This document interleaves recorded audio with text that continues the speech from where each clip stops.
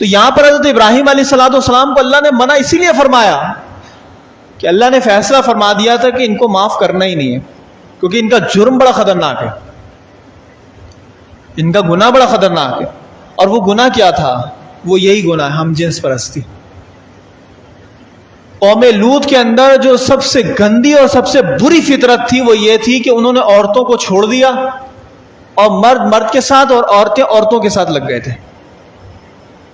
جس طرح کہ آج کے کفر کے معاشرے کے اندر کافروں نے یہ روش اختیار کر لی ہے کہ انہوں نے کھلے عام اللہ تعالیٰ کے قانون کے خلاف یہ عمل کیا، اور اللہ نے ایسی بیماریاں ان کے اندر پیدا کر دی ہیں کسی چیز سے وہ خود پریشان ہے کہ کیسے بھایا ہے، ایسی مہلک بیماریاں لگنا شروع ہو گئی، لیکن باز نہیں آتے۔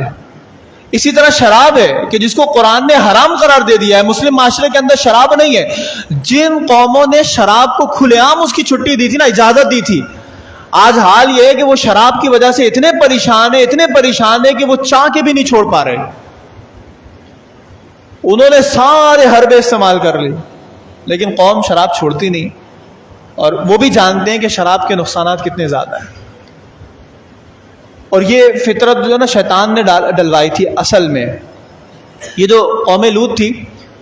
اللہ تبارک و تعالیٰ نے ابتدا کے اندر ان کو اتنا نوازا۔ یہ جو صدوم بستی ہے،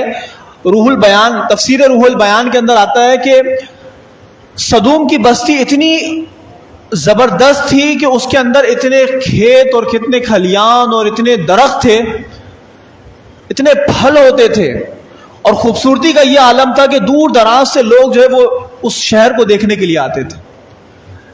تو اس شہر کے لوگوں کو بیٹھے بٹھائے اللہ نے یہ نعمت دے دی کہ دور دراز سے لوگ آ رہے ہیں اور اس شہر کا وزٹ کر رہے ہیں۔ تو ہوا یہ کہ جب لوگوں کا آنا بہت زیادہ بڑھ گیا تو یہ مہمان نوازی کر کر کے تھک گئے۔ اب یہ پریشان ہو گئے کہ ہم کتنی مہمان نوازی کریں، تو ان کو لیکن کوئی حل نہیں معلوم ہوتا تھا۔ تو شیطان پھر انسان کی شکل میں آیا، اور آنے کے بعد بوڑھے انسان کی شکل میں آیا، اس نے کہا کہ تم اگر ان سے بچنا چاہتے ہو تو ایسا کرو کہ اب جو مہمان آئے نا تمہاری بستی کے اندر، تو ان کے ساتھ تم بدفعلی کرنا شروع کر دو، معاذ اللہ۔ تو ان کے جو بدبخت قسم کے لوگ تھے انہوں نے کہا ٹھیک ہے۔ اب دوسرے روز جو سب سے پہلا مہمان آیا نا، وہ کوئی اور نہیں، وہ شیطان خود تھا، کہ جو انتہائی خوبصورت نوجوان کی صورت میں آیا، اور قوم کے لوگوں نے تو پہلے ہی فیصلہ کیا ہوا تھا کہ ہم اس طرح کی حرکت کریں گے۔ تو شیطان آیا اور آنے کے بعد ان کو لبھانے لگا، اور وہ لوگ شیطان کی چال میں پھنس گئے، اور شیطان نے ان سے جو ہے وہ بدفعلی کروا دی۔ جب وہ چلے گئے ان کو اتنا مزہ آیا، معاذ اللہ ثم معاذ اللہ، کہ اب انہوں نے یہ کام جو ہے وہ اپنا وتیرہ ہی بنا لیا، اپنا طریقہ بنا لیا۔ اللہ تعالیٰ نے جس نبی کو بھیجا نا، ان کا نام تھا لوط علیہ السلام۔ تو حضرت لوط علیہ السلام ان کو بڑے پیار اور محبت کے ساتھ سمجھاتے تھے کہ یہ جو تم کر رہے ہو نا، یہ اللہ کے سے اعلان جنگ کرنے کے مترادف ہے۔ اتاتون الفاحشہ، فرمایا کہ اتاتون الرجال، کیا تم مردوں کے پاس آتے ہو؟ وتقطعون السبیل، اور اللہ نے جو راستہ بنایا تھا اس راستے کو تم کاٹتے ہو۔ تو بجائے اس کے کہ قوم ایک لمحے کے لیے سوچتی کہ اللہ کے نبی کہنا کیا چاہتے ہیں، کیا رہے ہیں، سارے لوگوں نے فیصلہ یہ کیا کہ اب یہ بہت پاکیزہ آدمی ہے، ان کا ہمارے ساتھ گزارا نہیں ہو سکتا، تو ایسا کرتے ہیں کہ ہم سب مل کر ان کو نکال دیتے ہیں شہر سے باہر۔ یعنی کہ یہی ہوتا ہے نا، جب معاشرہ بالکل برباد ہو جائے نا، تباہ حال ہو جائے، اس معاشرے کے اندر بھی کوئی اگر اچھی بات کر رہا ہوتا ہے نا، تو لوگ ان کا مذاق اڑا رہے ہوتے ہیں، کہتے ہیں یہ بہت پاکیزہ لوگ آ گئے ہیں، بہت شریف لوگ آ گئے ہیں، اب ہمارا ان کے ساتھ گزارا نہیں ہو سکتا، تو اب ان کو یہاں سے نکال دو۔ تو کہنے لگے کہ اب حضرت لوط علیہ السلام کو یہاں سے نکالنا پڑے گا، اور یہاں اللہ نے یہ فیصلہ کر لیا تھا کہ اب یہ حد سے زیادہ بڑھ چکے ہیں، تو ان کو تباہ و برباد کرنا ہے۔ ہوا یہ کہ اللہ تبارک و تعالیٰ نے حضرت لوط علیہ السلام کی طرف وحی بھیجی، اور فرمایا کہ اے لوط، کل جب صبح ہو تو آپ نے یہ کرنا ہے کہ آپ پر ایمان لانے والے جو مرد اور خواتین ہیں، آپ ان کو لے کے چلے جائیں، اور جب آپ جا رہے ہو نا تو آپ نے پیچھے مڑ کے دیکھنا نہیں ہے کہ کیا ہو رہا ہے، کیونکہ جو بھی دیکھے گا وہ پھر شکار ہو جائے گا اس عذاب کا۔ تو حضرت لوط علیہ السلام نے ایمان والوں کو خبر دے دی کہ یہ کام ایسا ہے کہ جس پر اللہ کا عذاب آنے ہی آنا ہے، اور یہ عذاب کل صبح آنے والا ہے، لہذا آپ نے سارے ایمان والوں کو خبر دی اور وہ سب تیار ہوئے اور صبح سویرے یہ لوگ نکل پڑے۔ اور یہاں پر وہ جبریل جو 12 لوگوں کے ساتھ آئے تھے، حضرت سیدنا جبریل علیہ السلام جب صبح کے وقت داخل ہوئے تو یہ لوگ کھیتی باڑی میں لگے ہوئے، ہر بندہ اپنے اپنے کام لگ رہا ہے۔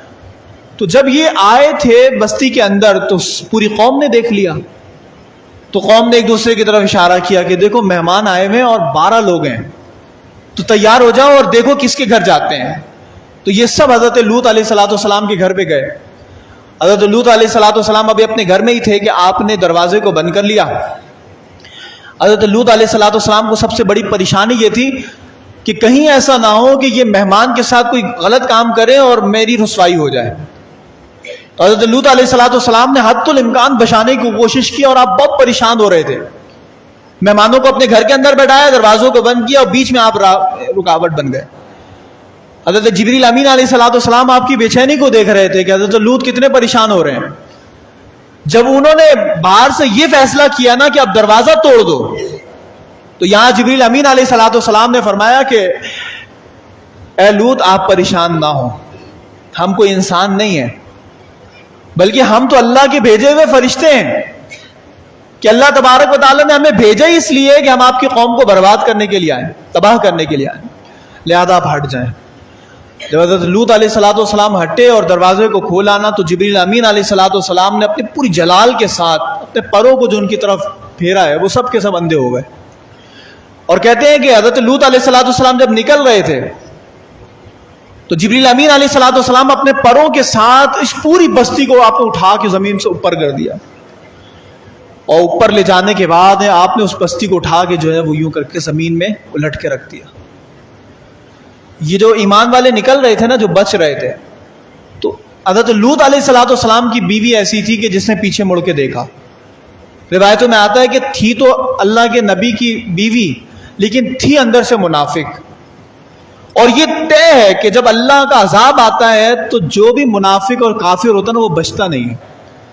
تو اس نے صرف پیچھے مڑ کے دیکھا، دیکھنے کے لیے کہ ہوا کیا ہے۔ اس نے جیسے ہی پیچھے مڑ کے دیکھا تو اللہ نے جو پتھروں کی بارش کی تھی،